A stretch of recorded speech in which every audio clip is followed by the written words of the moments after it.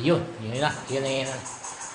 Maulang araw, mga kaulam. Maulan, pero marami akong niluto. Makapunta yung aking mga parokyano, nagugutom na. Pwede na kayo pumunta rito. Dahil meron tayong mainit na munggo. Ayan. Munggo na nilaga. Ayan ha. Mga kaulam, nilagang munggo. Ang sarap nito sa tag-ulan. Alam niyo ang munggo, mainit yan sa pag kumain ka ng munggo, iinit ang pakiramdam mo, hindi ka magiging lamigin. Yan. Lalo na itong may kasamang pork.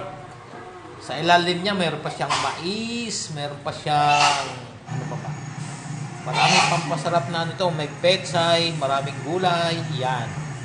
Ayan mga kaulam. Samantalang meron pa tayong pork giniling. May humba.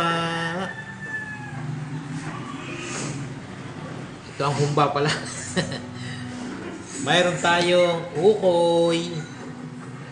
Mayroon chicken adobo sa toyo. Adobo sa toyo, hindi adobo sa gata. Ha? Mayroon tayong bopis. May minudo. Yan, tamang-tama ito mga ulam ha. Masarap mamahaw pag tag-ulan. Tamang-tama, mayroon akong mainit na kanin.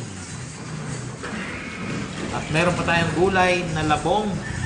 Ginataan labong. Tamang-tama ito.